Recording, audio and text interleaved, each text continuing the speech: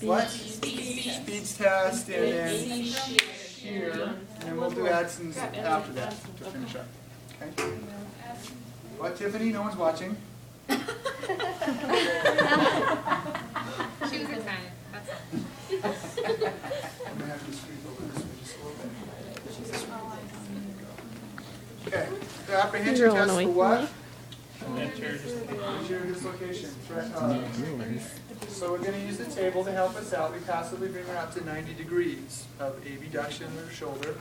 And then we say, let me do all the work. I just want you to relax, okay? Help me. And then we just bring it down like this.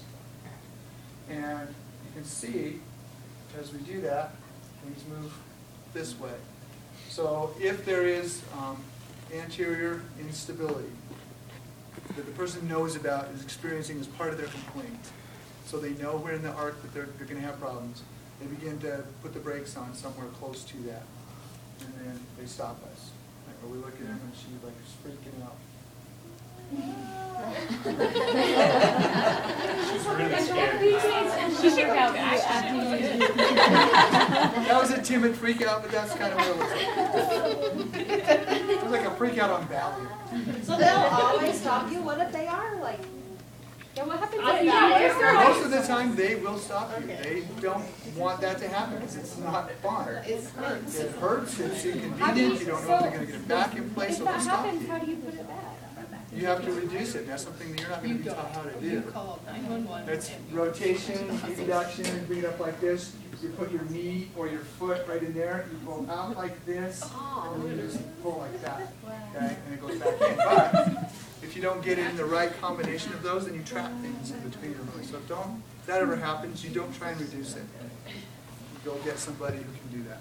Okay? And it looks really brutal when they do that too, but it just needs to be done. Athletic trainers do it all the time on field, or, off court. So, okay, so that's apprehension. Questions on that one?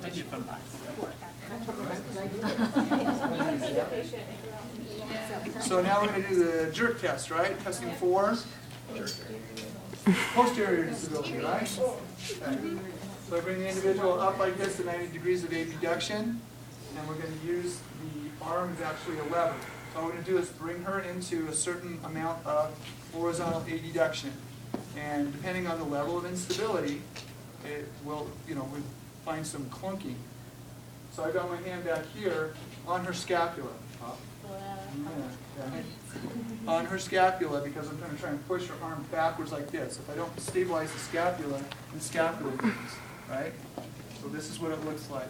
With a horizontal abduction like this, loading. So I'm pushing, pushing, pushing.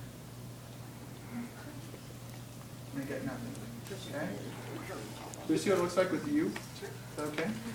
Because we know Hannah's got something funky going on. We get clunks from her as we're going through there. Does everyone want to see the clunks Let's first? see it first. This will be more pronounced, and we're going to see if we do a test, and the test happens to be positive. Oh! That's called a step off or a clunk, okay? And it is an indication of instability. I've seen it. No, it's okay. So she gets there. Okay. So that seems to be a head of a humerus that isn't tracking in the glenoid the way that it's supposed to. So it's suddenly released. Okay? So if we do this test on you, let's see what it looks like. Let's have you go over here so your back is towards there. And let's see if we see anything. And we may not. I don't know. Because these tests, remember, they're not definitive. So bring her up like this. Okay? You can stabilize here. I'm going to load like this. I'm going to bring her across.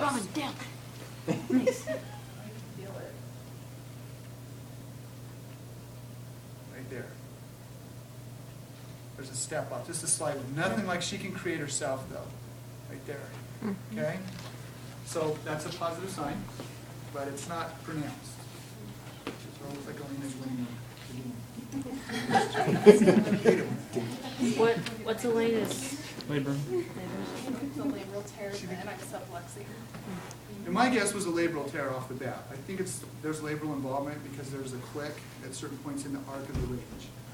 And so I'm pretty confident there's labral involvement, but the degree of instability has to be much higher than I guessed at first. So you have to give Alina the new car. You need to win though, we want you to win. We're gonna win something. We're gonna place our bets on you. Can he win? But that's a jerk test, right? Then what's the next one? Speeds. What do you test for? Biceps tendon and labrum. Okay. So a speed test is quite straightforward. We have the individual come out here like this, around 75 or so degrees. Some people do it for up at 90, like this. Externally rotated, supinated like this. I just put my fingers right up in here so I can kind of feel what's going on. And I say, hold it there, don't let me push you down. Hold. Okay, and relax. That's the test. Positive test, pain, or she releases. Okay. And then we'd have to say, well, you know, if it tests for both of those things, then how do I distinguish between them? Then you just go get a PT. Okay?